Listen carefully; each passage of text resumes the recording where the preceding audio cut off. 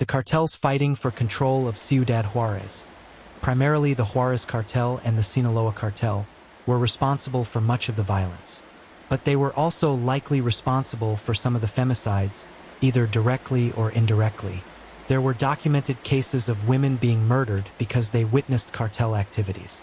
Others were killed when they refused to work for the cartels as informants or drug couriers. Some were murdered simply because they were in the wrong place at the wrong time. The cartels also controlled much of the sex trafficking in Ciudad Juarez. Women and girls were forced into prostitution, held in houses controlled by cartel members. Those who tried to escape or refused to comply were killed. Some investigators believed that cartel members were directly responsible for many of the femicides.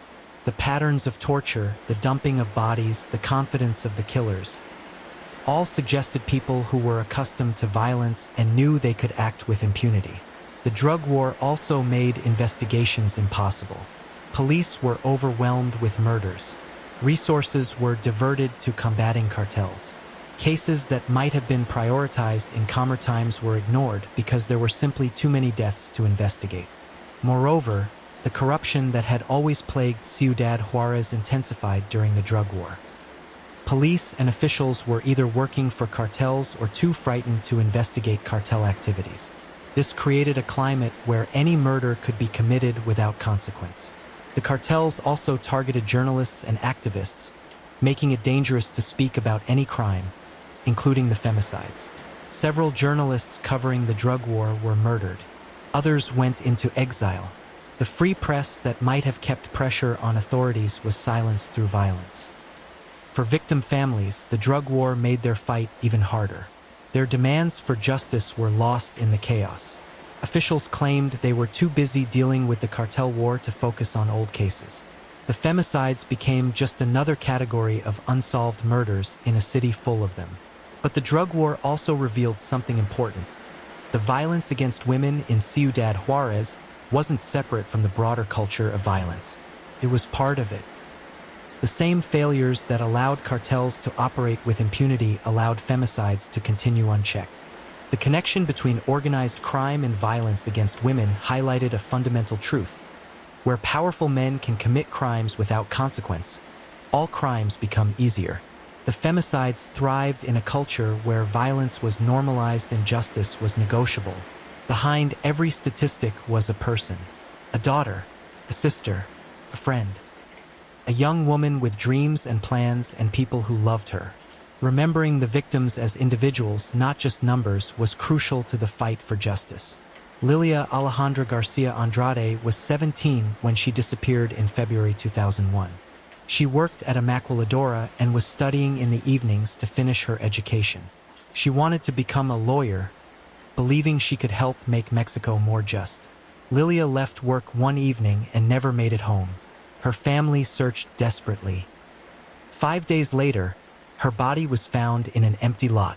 She had been raped and beaten to death. Her case remains unsolved. Lilia's mother keeps her bedroom exactly as she left it. The books she was reading for school, the posters on her walls, the clothes in her closet. It's become a shrine to a life cut short and dreams that will never be fulfilled. Brenda Berenice Castillo Garcia was 15 when she disappeared in June 2002. She was walking to a friend's house, a trip that should have taken 10 minutes. She never arrived. Brenda's body was found 6 months later in Lote Bravo, the desert dumping ground that had become synonymous with femicide. She had been sexually assaulted and strangled. Her family had spent those 6 months searching, hoping, praying she would come home alive. Brenda's younger sister later said she stopped playing in their neighborhood. She stopped going out alone. She lived in constant fear of meeting the same fate. The femicides didn't just kill their direct victims. They traumatized entire communities. Merida Pena was 21, a single mother working at a maquiladora to support her young daughter. She disappeared in May 2003 while walking home from work. Her body was never found.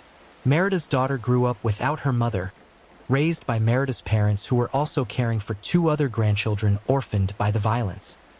The economic and emotional burden was crushing, but they had no choice. This was the reality for many families in Ciudad Juarez. Guadalupe Luna de la Rosa was 14 when she was murdered in 1995. She was one of the earliest documented victims. Her mother spent decades fighting for justice, attending every march, every protest, every memorial service. Guadalupe's mother died in 2015 without ever seeing anyone held accountable for her daughter's murder.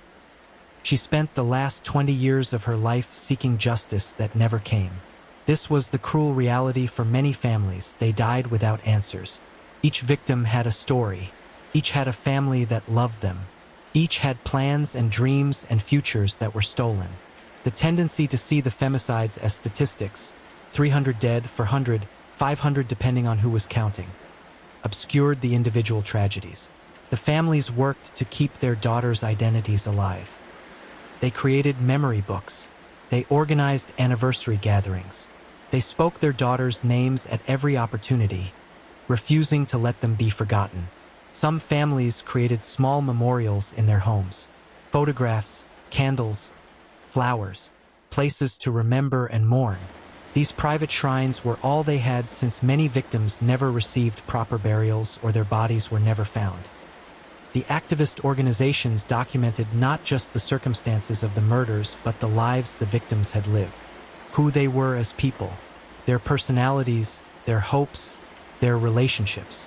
This humanization was crucial work, because if the victims were just numbers, just names on a list, it was easy for officials to dismiss them. But when you knew that Lilia wanted to be a lawyer, that Brenda loved music, that Merida worked to support her daughter, they became real. Their deaths became impossible to ignore. The victims of Ciudad Juarez deserved to be remembered not just for how they died, but for how they lived. The fight for justice took place not just in the streets, but in courtrooms. Families and activists pursued legal strategies to force accountability and reform.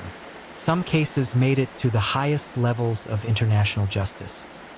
The most significant legal victory was the 2009 ruling by the Inter-American Court of Human Rights in the Cotton Field case. The court found Mexico responsible for failing to protect the victims, failing to investigate properly, and denying justice to the families. The ruling ordered Mexico to conduct effective investigations into the murders, identify and prosecute those responsible, provide reparations to victim families, implement reforms to prevent future violence, create a monument honoring the victims. Mexico accepted the ruling, but implementation was slow and incomplete. Some reparations were paid. A monument was eventually erected, but the crucial reforms, improved investigations, police training, prosecution of suspects, largely didn't happen. In 2007, Mexico passed the General Law on Women's Access to a Life Free from Violence. The law was supposed to provide federal resources and oversight for cases of gender-based violence. It created mechanisms for declaring gender violence alerts in areas where femicides were occurring. But the law had limited practical impact in Ciudad Juarez. The mechanisms for declaring alerts were complex and politically fraught. Local officials resisted federal intervention. Resources promised under the law often failed to materialize. There were also legislative efforts at the state level. Chihuahua State passed laws specifically addressing femicide, making it a distinct crime with enhanced penalties. The laws required specialized training for police and prosecutors handling gender-based violence cases. Again, implementation lagged behind legislation. Training programs were underfunded. Specialized units were understaffed. The gap between law on paper and law in practice remained vast. Families pursued individual legal cases with mixed results. Some cases led to convictions, though often of low-level participants, while those who ordered or organized the murders remained free. Other cases stalled in bureaucratic delays that stretched for years. The legal system itself was part of the problem.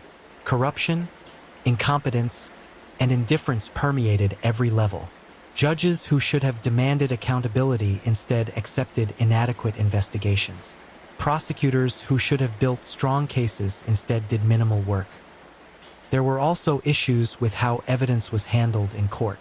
Defense attorneys successfully challenged evidence that had been improperly collected or stored.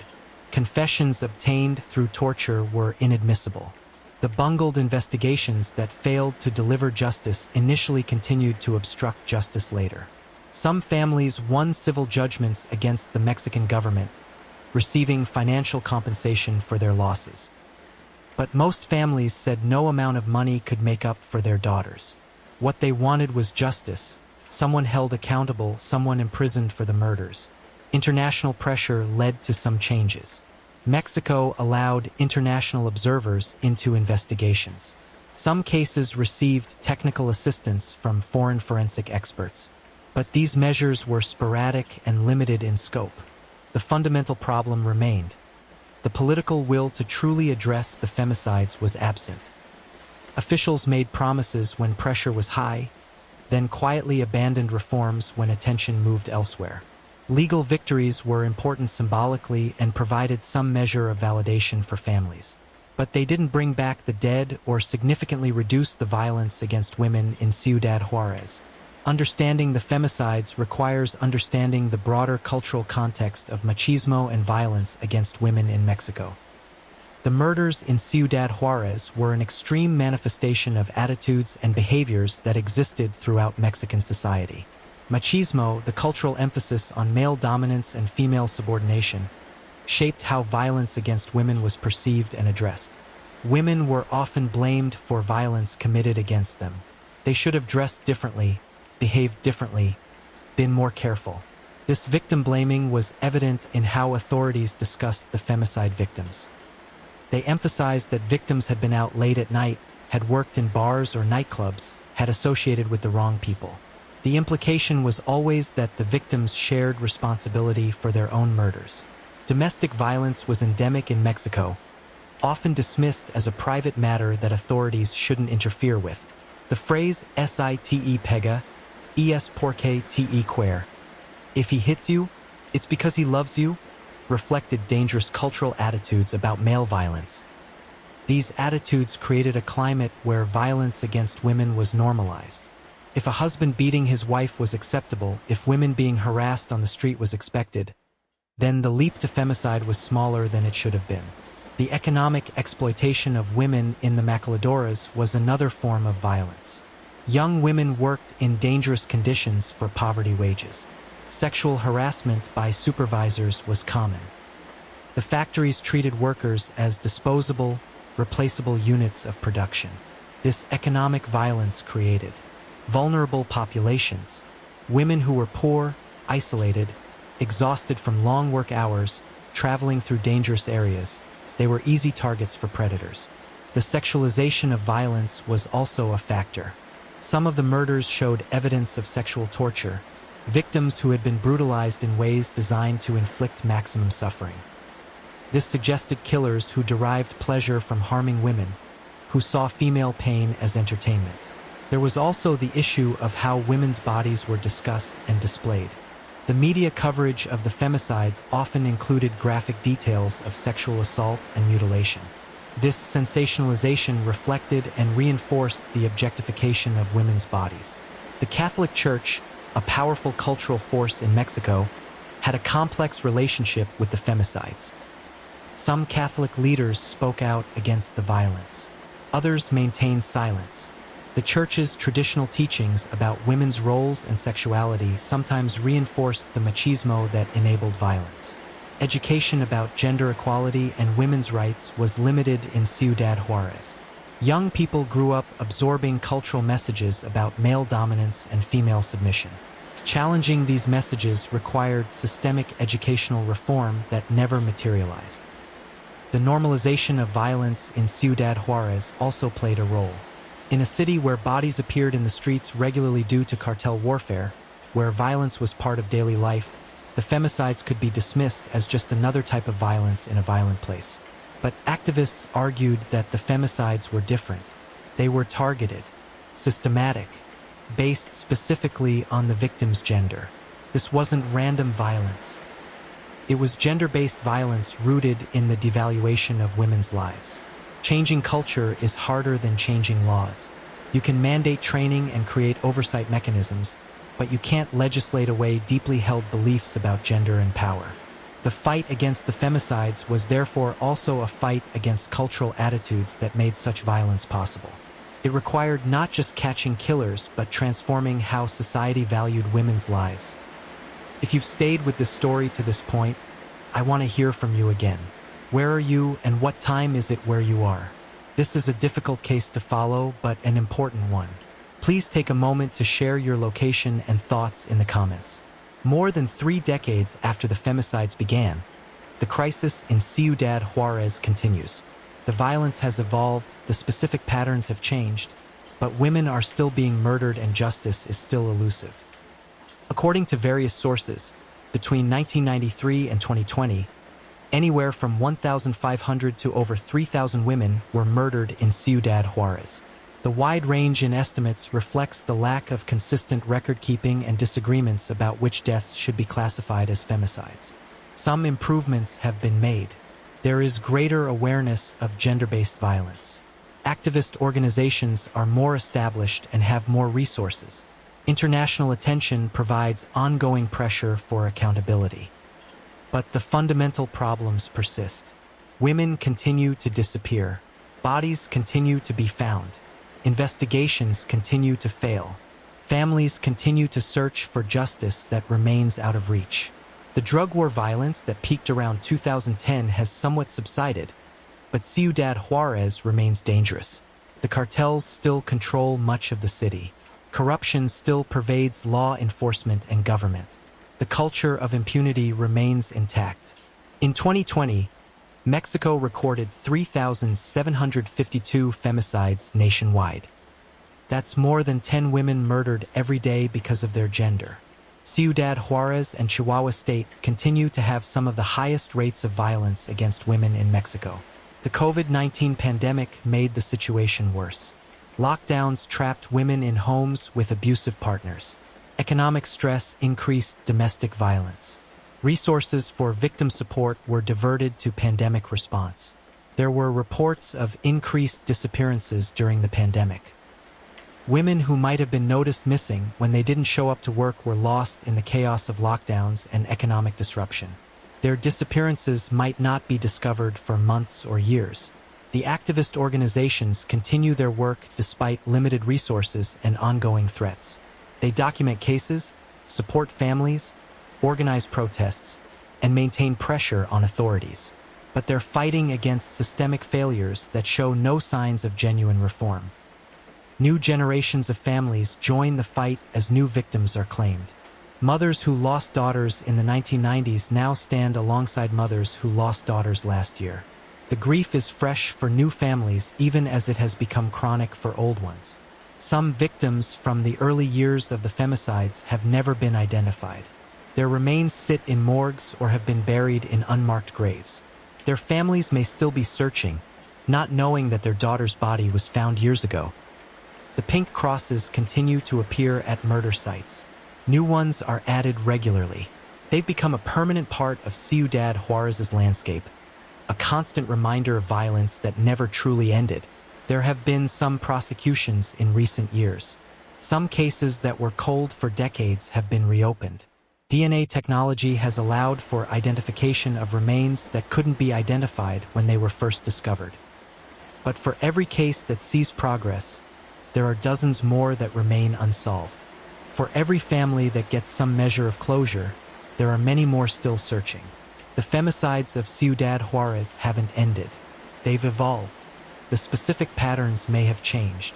The volume of media attention has decreased.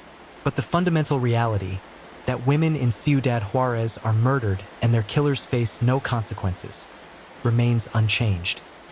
This isn't a historical tragedy that can be reflected on from a safe distance. This is an ongoing crisis. Women are dying right now in Ciudad Juarez. Families are searching right now. The fight for justice continues right now. The femicides didn't just claim the lives of those who were murdered. They impacted entire communities, creating trauma that rippled across generations. Understanding this broader impact is crucial to understanding the full scope of the tragedy. Sisters of victims lived in constant fear. If their sister could be taken, so could they. Many changed their entire lives, avoiding certain areas, never going out alone, constantly looking over their shoulders. They carried survivors' guilt, wondering why they had been spared when their sister hadn't. Brothers often felt helpless rage. They had been unable to protect their sisters. Some joined the search efforts, some became activists, some channeled their pain into violence of their own. The trauma manifested in different ways for different people. Mothers bore perhaps the heaviest burden. They blamed themselves for not preventing their daughters' murders. They tortured themselves with what-ifs. What if they had driven their daughter to work that day? What if they had convinced her to stay home?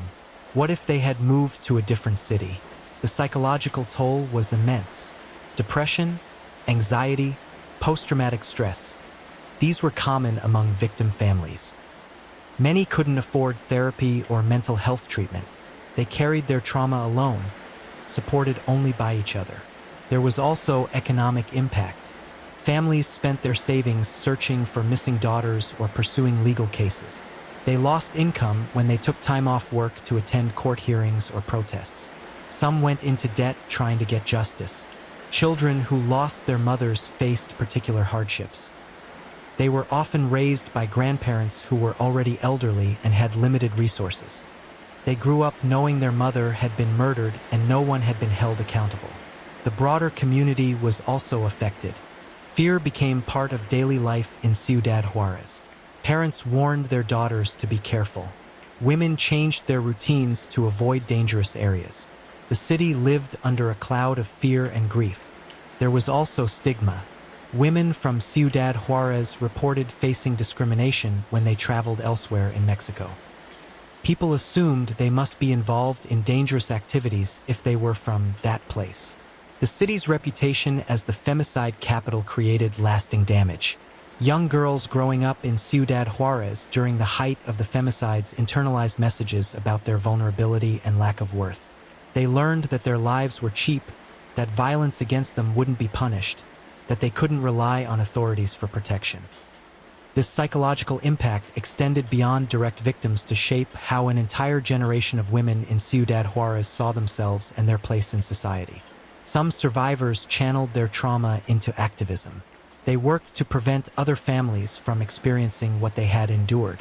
But this work came with its own costs, constantly reliving trauma, facing threats, struggling with burnout.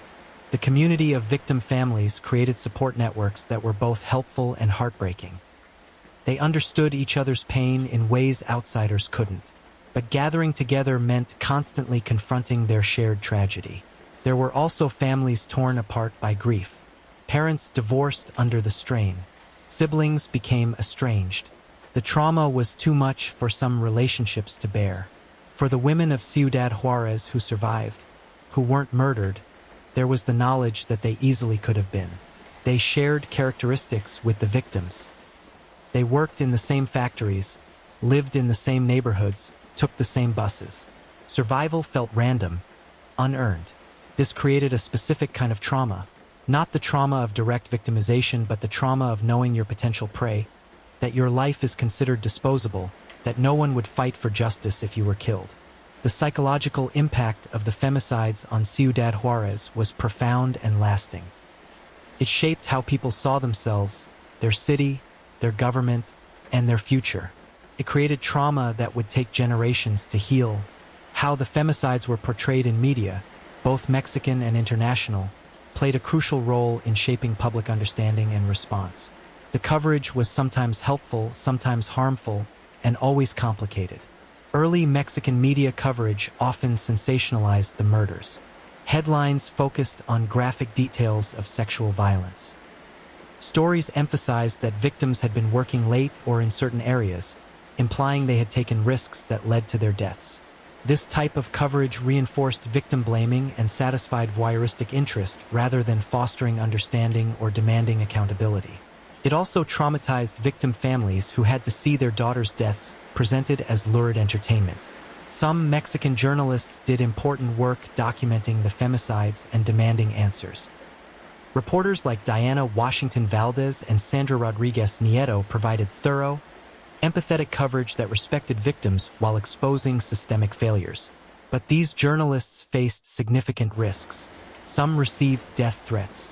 Others were assaulted or had their homes vandalized. The danger of reporting on the femicides meant that many journalists self-censored, avoiding certain angles or investigations. International media brought global attention to Ciudad Juarez, but sometimes at the cost of nuance. The city was portrayed as a lawless hellscape, which was partly true but also incomplete. This narrative served to other Ciudad Juarez, suggesting the violence was a Mexican problem rather than a manifestation of broader issues with misogyny and impunity. Documentaries like Señorita Extraviada and Lourdes Portillo's work provided important documentation of the crisis. Films like Border Town with Jennifer Lopez brought Hollywood attention, though activists questioned whether such dramatizations helped or exploited the real tragedy. Books about the femicides varied in quality and approach. Some were thoroughly researched and empathetic. Others were sensationalized accounts that focused on graphic violence rather than systemic issues or victim humanity. Social media changed how information about the femicides spread. Activist organizations used Facebook and Twitter to share information quickly, organize protests, and maintain international pressure. But social media also spread misinformation and allowed for harassment of activists. The challenge with media coverage was balancing the need to document the horror, to make people understand the scale and brutality of what was happening, with respect for victims and their families. Too sanitized and the public didn't grasp the crisis. Too graphic and victims were re-victimized. There was also the question of who should tell these stories. Some argued that only people from Ciudad Juarez, particularly women from affected communities, should speak about the femicides. Others believed anyone could tell the story as long as they did so respectfully and accurately. The debate over representation extended to artistic works. Plays, poems, visual art, and music about the femicides proliferated. Some victim families appreciated these tributes. Others felt their daughters' deaths were being used for artistic expression without their consent. Media attention was a double-edged sword. It kept pressure on authorities and prevented the femicides from being completely forgotten. But it also could exploit victims, traumatize families, and reduce complex systemic failures to simplified narratives. The families of victims had complicated relationships with media. They needed journalists to tell their daughters' stories, to keep the cases in public consciousness. But they also resented sensationalized coverage and felt their grief was sometimes turned into content. Over time, media coverage of the femicides decreased even as the murders continued. The story became old news. International journalists moved on to other crises. The lack of resolution meant there was no clear narrative arc, no satisfying conclusion to report. This decrease in coverage was dangerous because it allowed authorities to relax their minimal efforts at accountability. Without constant media pressure, cases could be quietly shelved and promises could be quietly broken. The femicides of Ciudad Juarez weren't happening in isolation. Similar patterns of violence against women were occurring in other parts of Mexico and Latin America. Understanding these connections was important for addressing root causes. In the state of Mexico, surrounding Mexico City, femicides were occurring at rates comparable to Ciudad Juarez. Young women were disappearing and being found murdered in patterns eerily similar to those in Ciudad Juarez. Yet this crisis received far less international attention. The question was why? Why did Ciudad Juarez become the symbol of femicide in Mexico when the violence was widespread? Part of the answer was the concentration of cases and the specific patterns. But part was also the organizing efforts of victim families and activists who made Ciudad Juarez impossible to ignore. Throughout Central America, violence against women was epidemic. Guatemala, Honduras, El Salvador, all had staggeringly high rates of femicide. The connections between these cases suggested regional patterns related to organized crime, corruption, and cultural attitudes about women. Some researchers identified a feminicide corridor stretching from Central America through Mexico. This corridor coincided with major drug trafficking routes, suggesting connections between organized crime and violence against women.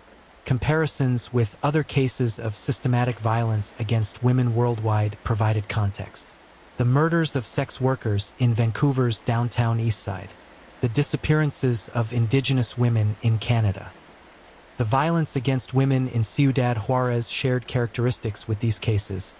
Marginalized victims, official indifference, systemic failures. What these comparisons revealed was that femicide wasn't a uniquely Mexican problem. It was a global manifestation of how violence against women intersects with poverty, discrimination, and failed governance. But each case also had unique local factors. In Ciudad Juarez, the maquiladora economy created specific vulnerabilities. The border location created specific dynamics. The drug war violence created specific contexts for femicide. Understanding both the commonalities and the unique factors was important for developing effective responses. Strategies that worked in one context might not work in another. But learning from different cases could inform better approaches. Activists in Ciudad Juarez connected with activists fighting femicide in other locations. They shared strategies, provided support, and built international networks. These connections helped sustain movements over time and prevented isolation. The comparative analysis also highlighted the importance of intersectionality. The victims in Ciudad Juarez were vulnerable not just because they were women, but because they were poor women, working-class women, women without powerful connections. Class, race, and geography all shaped their vulnerability. Indigenous women were disproportionately victimized in many femicide cases. In Ciudad Juarez and elsewhere, Indigenous women faced additional layers of discrimination that made them even more vulnerable to violence and less likely to receive justice. Understanding femicide as a global issue helped counter narratives that portrayed it as a problem of backward cultures or specific national failures. This was about patriarchy, about how societies value women's lives, about systemic inequalities that exist across cultures.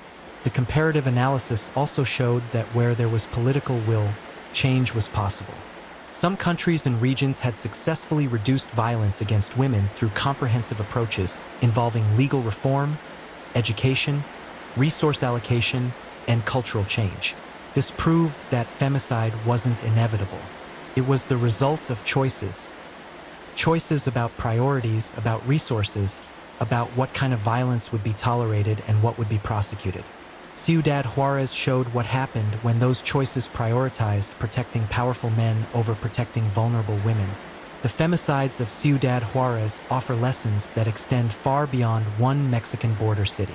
They demonstrate what happens when systemic failures converge with cultural attitudes that devalue women's lives. The first lesson is about the importance of taking violence against women seriously from the start. If authorities had responded effectively to the first murders in 1993, if they had investigated thoroughly and prosecuted aggressively, the crisis might have been prevented from escalating. Instead, official indifference in the early years sent a message to potential killers. You can murder women here and face no consequences. This created the conditions for the violence to continue and intensify. The second lesson is about the power of victim blaming to obstruct justice. By suggesting victims were responsible for their own murders, authorities deflected attention from their failures to protect and investigate. This narrative also discouraged other victims from coming forward and communities from demanding accountability. The third lesson is about the crucial role of civil society. When governments fail, when authorities refuse to act, organized communities can demand change. The mothers and activists of Ciudad Juarez showed remarkable courage and persistence in fighting for justice against overwhelming odds. Their organizing created the pressure that led to whatever limited reforms and accountability were achieved. Without them, the femicides would have remained completely invisible, the victims completely forgotten. The fourth lesson is about the importance of international attention and accountability mechanisms. The Inter-American Court ruling, while imperfectly implemented, provided validation and resources that families wouldn't have had otherwise. International pressure couldn't solve the crisis, but it created space for activism and prevented authorities from completely ignoring the problem. This demonstrated the value of transnational human rights frameworks. The fifth lesson is about the connections between different forms of violence and inequality. The femicides didn't happen in isolation. They were enabled by corruption, organized crime, economic exploitation, and cultural misogyny. Addressing them required addressing these broader systems. The sixth lesson is about the danger of normalization. When violence becomes constant, when bodies appearing in streets becomes routine, societies can become numb. The femicides of Ciudad Juarez demonstrated the importance of refusing to accept violence as normal. The seventh lesson is about the intergenerational nature of trauma.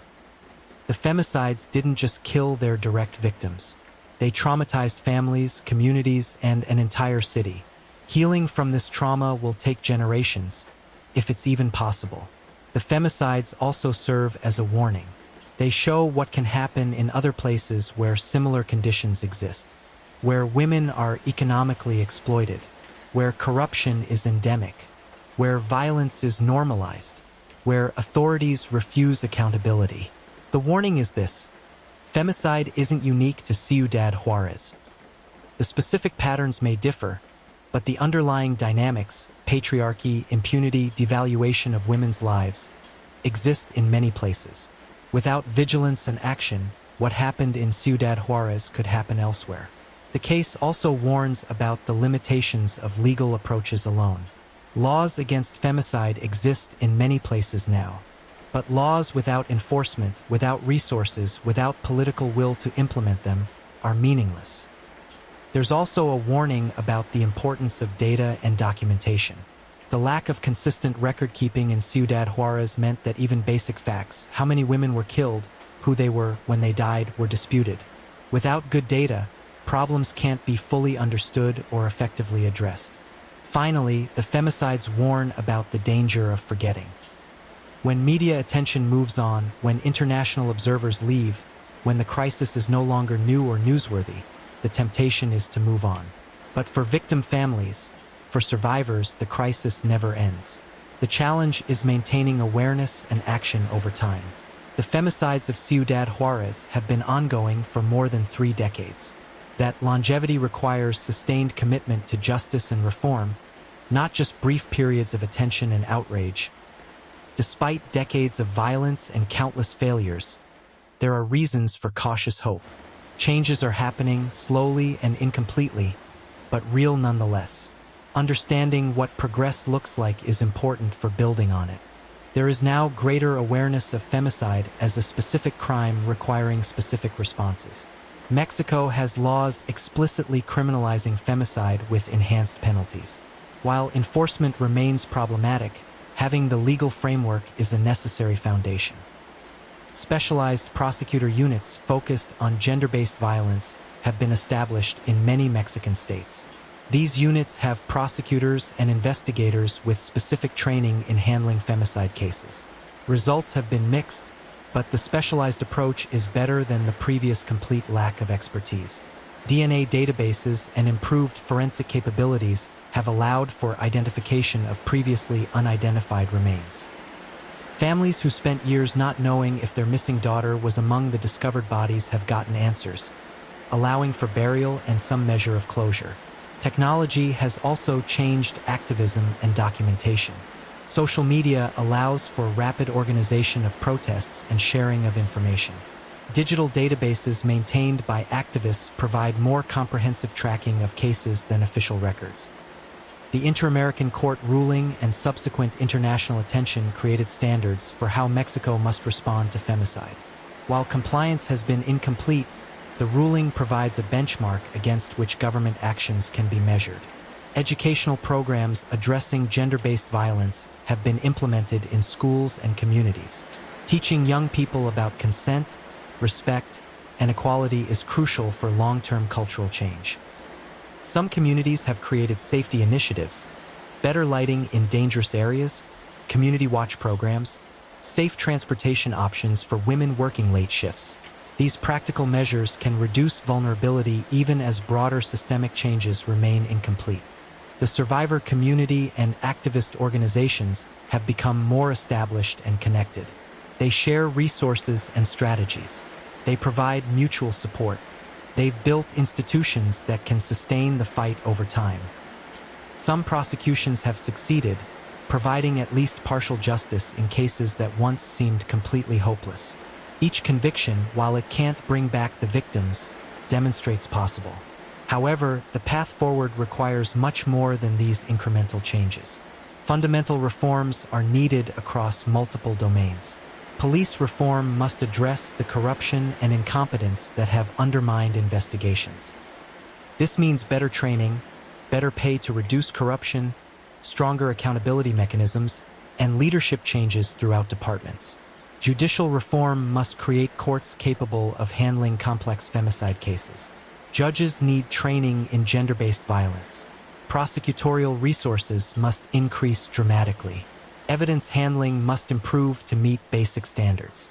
Cultural change is perhaps the most challenging requirement. Attitudes about gender, violence, and women's worth are deeply embedded. Changing them requires sustained effort across education, media, religious institutions, and community organizations. Economic reforms must address the vulnerabilities created by the maquiladora system and poverty. Better wages, safer working conditions, and more economic opportunities for women would reduce some of the factors that create vulnerability. Political will is crucial. Without sustained commitment from government leaders at all levels, reforms will stall and backslide. This requires electoral accountability, voters who demand action on femicide and reject candidates who ignore it. The activist movement must be supported and protected. The women who have fought for decades for justice shouldn't have to fear for their lives. Creating safe space for activism is essential for progress. International pressure must continue. Domestic activism is crucial, but external accountability mechanisms provide additional leverage. The international community can't solve Mexico's femicide crisis, but it can support those working for change. Memory and documentation must be maintained. The victims must not be forgotten. Their names, their stories, their unfulfilled lives must be remembered as a motivation for ensuring this never happens again. The path forward is long and difficult. There will be setbacks and frustrations. But the alternative, accepting that women can be murdered with impunity, that poor women's lives don't matter, that justice is optional, is unacceptable. The families and activists who have fought for 3 decades haven't given up. Their persistence in the face of overwhelming obstacles is both inspiring and an indictment of how hard they've had to fight for basic justice. As we come to the end of this difficult journey through the femicides of Ciudad Juarez, I want to hear from you one final time. Where in the world are you, and what time did you finish listening to this story? This is a case that affects us all, regardless of where we live. Please share your location and your thoughts in the comments below. And if you found this important, please subscribe and share the story so these women are never forgotten. More than 3 decades have passed since the femicides of Ciudad Juarez began. Hundreds of women have been murdered. Hundreds more have disappeared without a trace. Thousands of family members have had their lives forever altered by grief and the search for justice. The exact number of victims may never be known. Record-keeping has been inconsistent. Some disappearances were never reported. Some bodies were never identified. The incomplete data is itself a crime, an erasure of lives that should have been documented and honored. But we know enough. We know that young women, poor women, working women, women with dreams and families who loved them, were systematically murdered. We know that authorities failed to protect them, failed to investigate properly, and failed to deliver justice. We know that families organized and fought when no one else would. We know that activists risked and sometimes lost their lives demanding accountability. We know that the crisis continues even now, that women in Ciudad Juarez remain vulnerable, that justice remains elusive. The femicides of Ciudad Juarez stand as a stark example of what happens when multiple failures converge. Economic exploitation, gender-based violence, Corruption. impunity, cultural attitudes that devalue women's lives. These factors combine to create conditions where mass murder could occur unchecked for decades. But the story of Ciudad Juarez is also one of resistance. The mothers who refused to let their daughters be forgotten. The activists who continued fighting despite threats and violence. The journalists who documented the truth when authorities wanted silence. The international community that brought pressure when domestic voices were ignored. their efforts haven't brought complete justice. Many cases remain unsolved. Many killers remain free.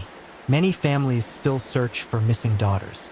But their work ensured that the victims weren't completely erased, that their deaths meant something, that someone fought for them even when institutions failed. The pink crosses that mark the streets and desert of Ciudad Juarez serve as memorials and warnings. They honor the dead. They remind the living that these murders happened and could happen again. They stand as silent accusations against a system that failed to protect the vulnerable. Each cross bears a name, not just victim or unidentified female.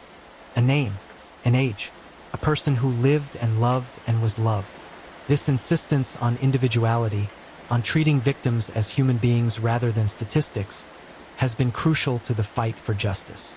The legacy of the femicides is complex. It includes the trauma and loss that will echo through generations.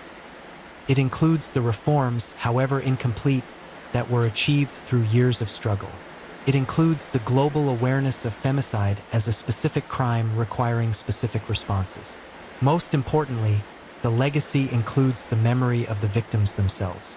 Alma, Angelina, Esmeralda, Sylvia, Claudia, Brenda, Merida, Guadalupe, and hundreds more whose names we know. And the many whose names we don't know but who were equally valuable, equally deserving of life and justice. Their deaths were not inevitable.